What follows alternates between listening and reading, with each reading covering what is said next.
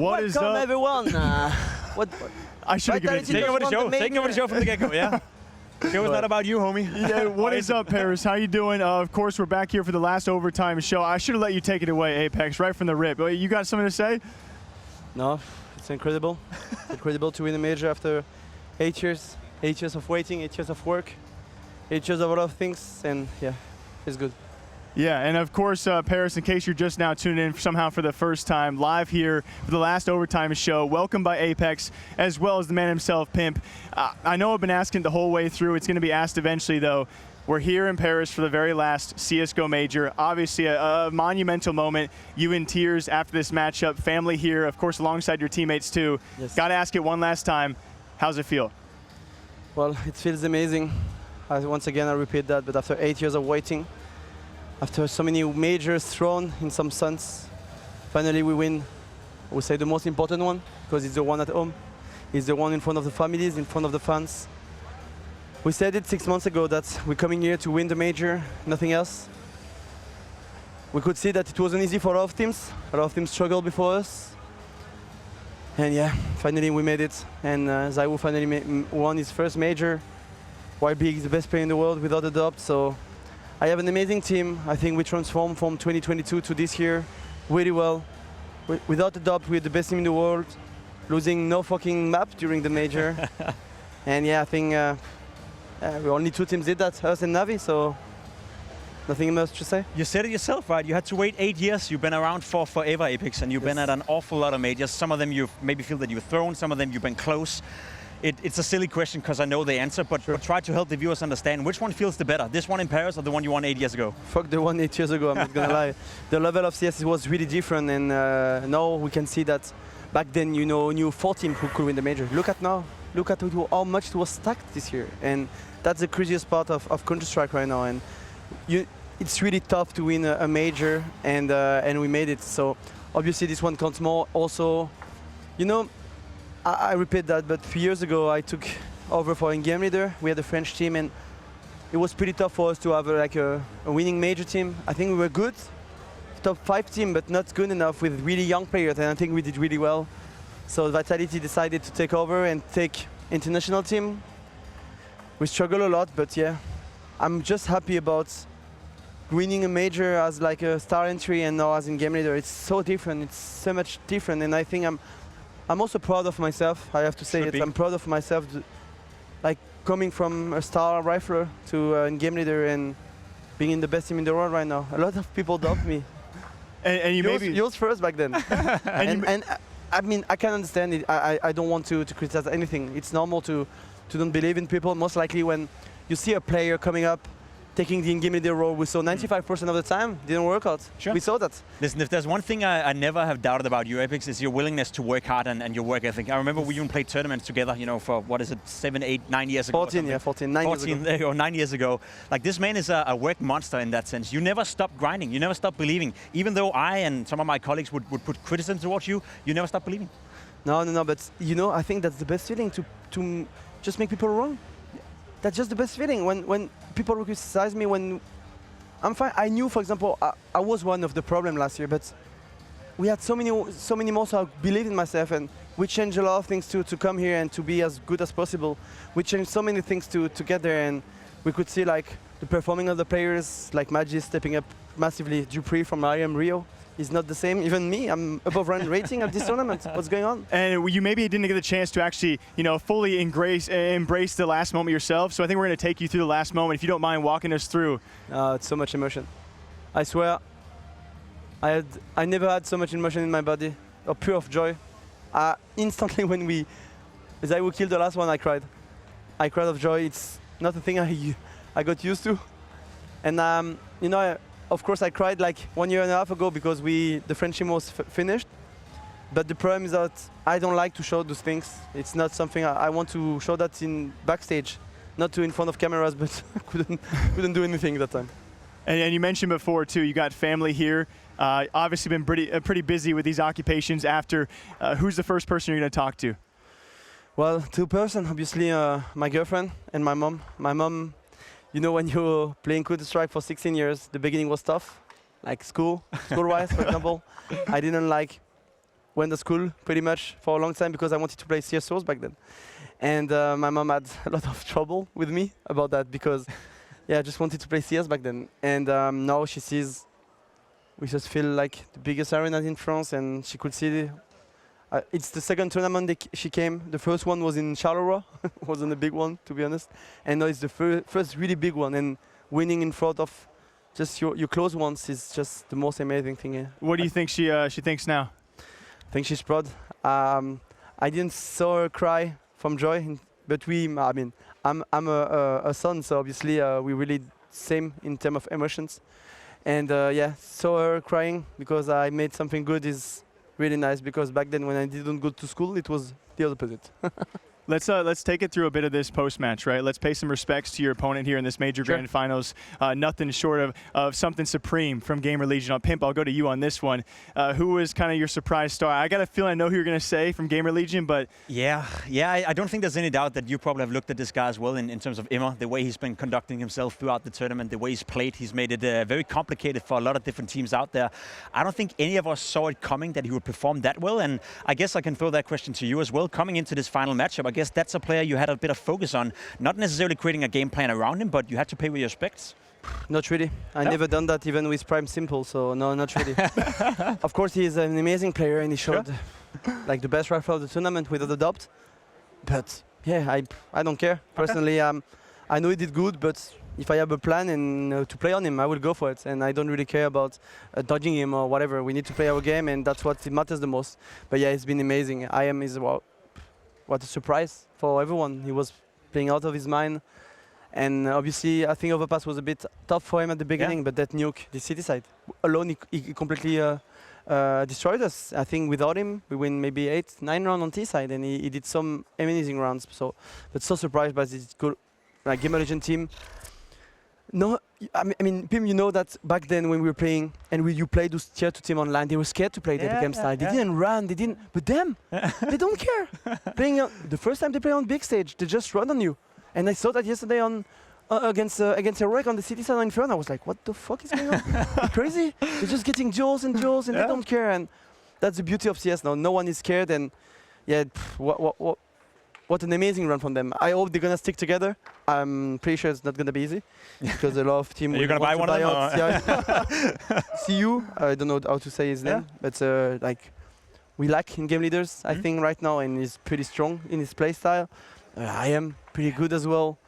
The other players are being pretty bad with most sport, but now being able to play his own style and being able to play good. So yeah, what an amazing team. You always said it right. You were a bit surprised by how they performed on the stage. Were you surprised by the fact they even got into the playoff? I guess you maybe have practiced against them, or you knew a bit about them coming into the tournament. But did you see that coming at all? Not really. No. Obviously not. When you do your big games, you do. The big did you have them as 0-3? No, not 0-3. Okay, I had Into the Bridge. Okay. So it's even worse. No, but I had Into the Bridge, and no, they just surprised. I didn't expect them to go through. Obviously, it's just amazing from them to be able to do a major final.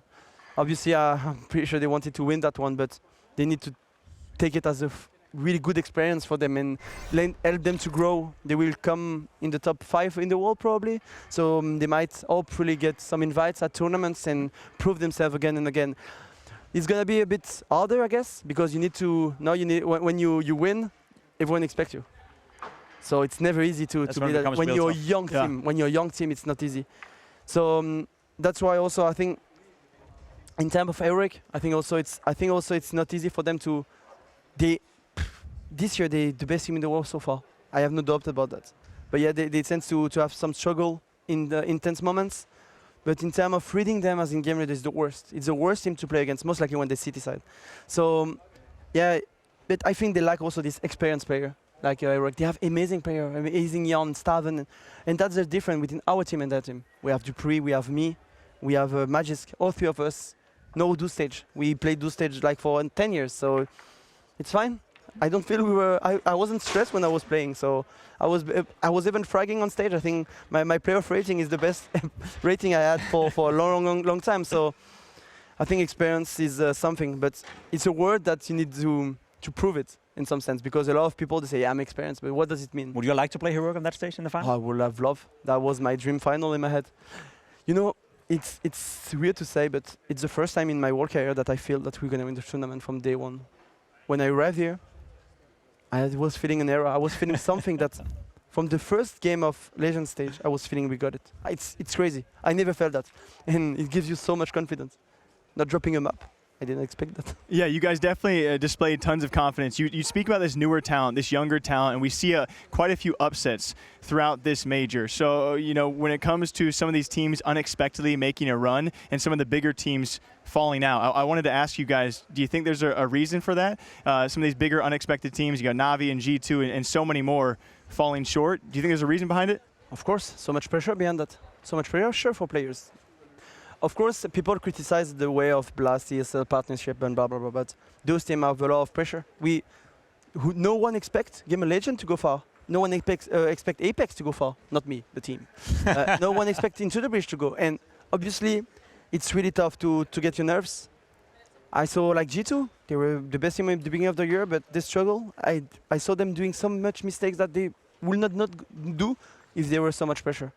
So that's all about, I mean, you know, I'm looking and reading a lot of stuff about like athletes, like from Michael Phelps, Federer, Djokovic, and it's all here. Yeah. It's all mental. You could see CS-wise, the level is close. You can play the best Counter-Strike, but if you don't answer at the moment, you're not gonna win. And that's what makes the difference between the really good from the great. I would 100% agree with that. One thing is having experience on the stage, as you described before, but also we got to pay our respects to the tier 2, tier 3, whatever you want to call them, non-partner teams. They're becoming much, much better. It feels like, as you said, Gamer Legion come into the stage, they are supposed to be scared, they're supposed to be afraid of playing. They're just running straight down your throat, they're running in your face, they're playing, you know, high-level Counter-Strike, and we didn't see that 3, 4, 5 years ago, especially not when I was playing. It was almost like a guaranteed that when you had experience, you were going onto the stage and you faced an underdog, you would always win. It would be easy. 2-0. 2-0, yeah, and it would be easy. And it's not like that anymore. Like the so-called noobs or the tier 2 teams or whatever you want to call them out there, they are so good at the game that even some of the worst of them can beat you on any given day. Yeah, they have like, I mean, you know, they play so much game online. I feel it give them like, I don't know what changed, but also they play so much games. It feels like they're at home when they play here. They're just playing a CCT tournament. Once again, the third of the week. Which is really impressive when you bring 12,000 French fans in here, pack Accor Arena full, and somehow they still have the nerve to actually, you know, make those kind of plays. Pimp, I was going to bounce off you. 6 majors as a player. I think you've told me 8 majors as talent now. Can you kind of bring us through the difference, the nerves, and of course the pressure of being in an arena like this between being a player and now a talent? Yeah, I can definitely. The thing for me is I never made it to the stage. I never made it to the playoff. I think this guy, idiot next to me, knocked me out twice in the group stage. Came very, very close a couple of times, but you know, getting to 2014. Exactly, and we were up like 9-3. Yes, I remember it. I still have memories. Inferno, yes. He got lucky. 16, 13 or 12. I was good back then. Well, we were leading 9-2. You're ruining my point right here. Fact of the matter is, you know, playing on a stage these days in front of 12,000 people is something different than back then. Sure, we had a couple of events. Katowice was one of them where we had a crowd, but most of them were studio events. They were smaller events. I feel every time you walk into a stage now, or at least into a major, it's a packed arena. You saw it in Rio as well. You see it in Katowice. You see it in Cologne. You saw it here in Paris. We're talking 12,000 people plus. So you gotta have nerves of steel if you want to perform under those conditions. And I guess that's the reason why we're so surprised and, you know, so respectful to these underdogs that they're playing so well in front of these crowds. I struggled with it a little bit as a player. I remember in New York in front of 10,000 people when I was playing for Team Liquid. The first couple of rounds, you know, you got to settle into it. You have a bit of nerves, but then if you have that mindset, you go into yourself, you go into a zone. And I guess if we asked you about it, did you even pay attention to the crowd during that game? No. You're fully focused on the game, right? Exactly. I think that's key. That's key. Just in really nice moment, in clutches, you try, but otherwise you're not thinking about that. You just concentrate in your screen. But I will be honest, I wasn't stressed during this major. It's crazy. I wasn't. You're always stressed. I was stressed before the games, but during the games, never. I was like feeling it, just watching my team and trying to call as best as possible, but didn't feel like nothing bad. It was pretty crazy, to be honest. So yeah, that's a good feel. Let's go into that as we head into CS2, right? The last CSGO major here, it's been the large talking point. We talk about these younger players and/or IGLs. You got someone like Kixon showing a lot of people that with little major experience what he can do. Shuhei doing similar things. My question to you guys being, as we head into CS2, are you expecting some more young up-and-comers to do similar things? Are we going to see some big upsets? I hope so. But you know, the problem is that with the face it way right now, people the thing about performing individually and not being a caller, because being a caller, you watch social media, also, let's be honest, analyst, you IGL TV, you criticize, you're the guy that's getting criticized the first when your team is not performing, most likely on T side. So it's a lot of pressure, and you have no recognition at all. If you perform, of course you have, but if you don't perform, you're like under. Like look at Carrigan. So many times he was under the floor, but he showed back, and so it's not an easy role for sure. But I hope like so many young guns will do it, because it's really nice also to have this perspective, being an in-game leader and just leading your team to victory. I think it's really, really nice. And yeah, we saw Kixon and Tsui, and I hope they're really young. I think they're both 20 or something like that. And I hope we will meet them, way more of them in the next future. So ungrateful to be an in-game leader, right? Because you said it, like sometimes IGL TV, even us analysts can be after you, and it's sort of like a football coach in the modern world, where when you're winning, you get a lot of the praise, or at least the star players get the praise, and then when you're losing, it's always the coach's fault. Exactly. Even when you win, you don't have the praise. No, exactly. Then it's Saivu's fault, right? Exactly. We have probably more than 60% T-side. You've been fantastic on T-side. So but yeah, it's Spinks. We did speak about you today before the game, so if you want to Spinks and Zaiwu. No, but of course, I'm not saying that. I'm not saying that you didn't, but it's a really shit role in that sense. Yeah. But I just hope people will see it in a different way, because it can give you so much also. That's why we need guys like apEX, right? We need you to serve as a great inspiration, because you're right. So. There's a lack of young up-and-coming in-game leaders now. We have Shuhei, we have Kixon, they're coming up. I'm not done yet. You're not done yet. For this tournament, for like 1st of January, I do 1,000 Deathmatch frags per day. Yeah. I haven't done that for 8 years. Have you done it every day? Every day. Holy moly. Maybe not like a Sunday if I went out, but 6 times a week minimum. I did that 1,000. I could see my team. I could see it. I was grinding more than any other player, because I wanted it so much. But it's not easy, of course. It's not easy to be good as a game leader and performing individually. So it's like can go both ways. Yeah, and I want to give shouts while we can. We don't have much time left, but having someone like Zonic behind you, paying the whole team their due respects, having a man of such experience standing right behind you. Any words for him if he's somehow still watching? Course. Well, 2022 has been tough for both of us. We didn't manage to have like a similar approach. They had a certain approach with Astralis that doesn't work anymore for me, so I didn't want to do that, and it was a bit. We couldn't find our way. We wanted to play slow and sometimes a bit not fast, because we were not good at, and Dupree wasn't this entry fragger and blah blah blah. But at some point, we talked a lot together, and I told him that I needed this more fast calls, like a bit like Game of Legend. I need to call fast, because as an international team, I really think that if you play too slow, you need the best communication to play slow. Yeah. And when you don't have the best English and the best, if everything is not set up and you have to do things on the fly, it's way more tough in English than in your own language. So I think that playing a bit faster, making more trouble around the map is the key, and you could see that with FaZe, you don't see them playing that slow. So I was like, okay, in French team, I always used to call fast and doing fast call, trying to be in the heads. So I keep doing that at every moment, and so I think we found our way, and from this year, he helped the team so much. I mean, we all grew so much. Him, like also Lars, our psychologist, it's fantastic, isn't he? He's the best. He's the best at his job, probably. I'm not gonna lie. He gave us so much as well. Matt as well, behind Zonic. I think they're a couple. It's our analyst. Assistant coach we call him, because he's not an analyst. He does everything with the coach, and they're a couple together, always working together. Zonic wouldn't be able to do that without Matt, but they do perfect together. And now the good thing is I have like 100% like choice of doing what I want in the game, and sometimes it just helps us to get new thing or small thing to change, or just tell me, you did that too much there and that. So it's a big help, and it's such a joy. I'm so lucky as in game leader. I have probably the best coach I ever had with Xtaz. Was fantastic as well. Yeah. I'm the in-game leader I am today because of him. Thanks to him, sorry. And Zonic, the GOAT of coaches. So My life is pretty nice. Yeah.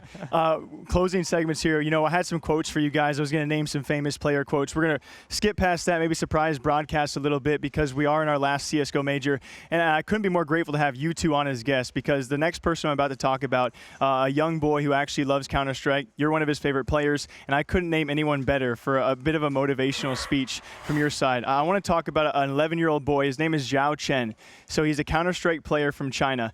Unfortunately, he suffers from it's muscular dystrophy, so it's irreparable. It's something you can't cure, but he simply loves Counter-Strike. I've been talking to him for the last few months, waiting this major, and they got in touch with us, and they wanted to maybe have a message from both of you on the desk here, and I'm so glad that you guys came on his desk. And if we could fill the chat with some hearts out there for an inspirational kid like this, who just simply loves the game for what it is. I ask you guys both, do you have any words for him out there? Because I'm sure he'll be watching this in the future. Sure. I mean, you know, I started at 14 years old, sorry. I loved this game from day one. I fall in love. You know, the fun part is I'm not a gamer at all. And I fall in love with CS, and I think this kid might be the same. And I think that the first year of Counter-Strike are the best. It's just the moment you enjoy the most, when you don't think about competition or whatever, you just want to grind. You want to be the best. So whatever, I don't know how much it handicapates this young guy, I don't know, because I don't know this sickness, but just do your best to live your dreams and enjoy as much as possible this game, because without a doubt, it's the best game in the world. So no Valorant. That's exactly. Stay away from Fortnite and stay away from Valorant. But let's be honest, that's exactly what we're growing up with. You and I grew up with Counter-Strike together back in Source, coming into CSGO. We talked about how you zone in on the stage. You do the same when you're playing at home. I remember sometimes sitting in front of my PC when I was 13, 14 years of age. I could start playing at 5 o'clock, and all of a sudden it would be 9 o'clock or 10 o'clock in the middle of the evening. It just flies by like this. So again, I don't know this disease either, but as long as you're having a good time and you can make time pass by just by playing Counter-Strike, enjoying Counter-Strike, and talking to each other. I remember, you know, first time I spoke to this guy, you know, at a tournament. How would we meet in real life if we weren't playing Counter-Strike? You know, he's from France, I'm from Denmark. There's nothing that brings us together outside of the game. So I'm sure this young kid from China can find relatives, can find friends, can find a community that he can be part of. And I guess that's what I love the most about Counter-Strike. Obviously seeing apEX play on a stage, but the whole community around it, we would be absolutely nothing, both of us, if there weren't fans, if there weren't the nothing. Yeah. Thank you guys so much. Zhao, that was for you. Just know the CS community is with you as a whole, and best of luck. China #1. Nothing but hopes and prayers for you, buddy. Now we're going to go, of course, to BLASTtv Questions. Only got a couple ones left. First one for you. In this whole 8-year journey back to a major final, what was the most important part of that? You know, whether it be a turning point, an important moment, despite this one, right? I would say two. I would say one with when we play with Jax. I think it helps Dupree to see what was needed in the team, and he watched him and was okay. I understood a lot of things now, the way I want to play, and not being the star I used to be, but playing for the team. But the fun part is that even though he did this salty job, he got much better. Yeah, he got better. He got much better because he just trusted what we expected from him. And yeah, that was one part, and the other part is just the process from January to now. We had the process from we went to Denmark for a bootcamp before Blast Copenhagen.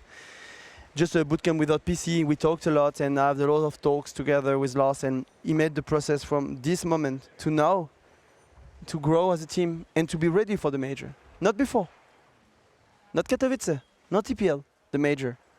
I think we went ready a bit before in Rio, but this win in Rio gives us confidence to get there. So I would say those two moments. Last question for both of you.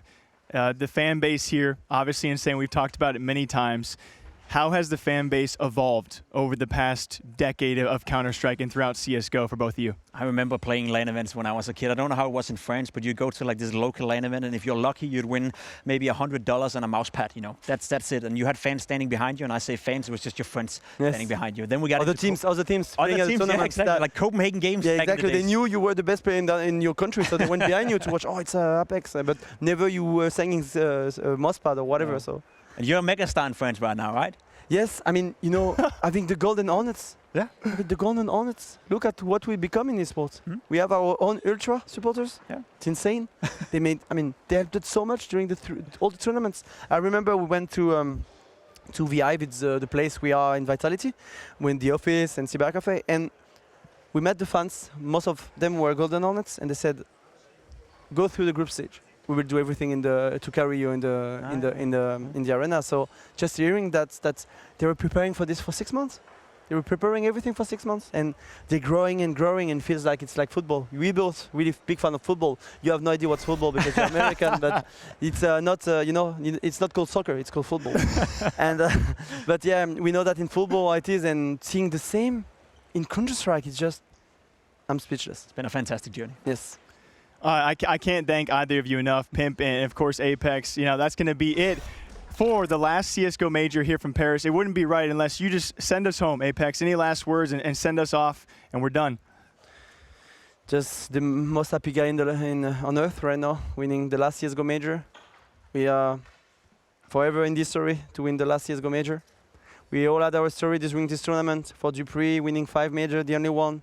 Magisk going close to the other Danes. Zaiwu winning this first major, Spinks as well, and me translating to a game leader, and winning my second major. So we all have our story. And now, focus on CS2. And that's it. Good night, Paris. Last CSGO major is over and out, and we'll catch you back here at the next one. See ya, boys.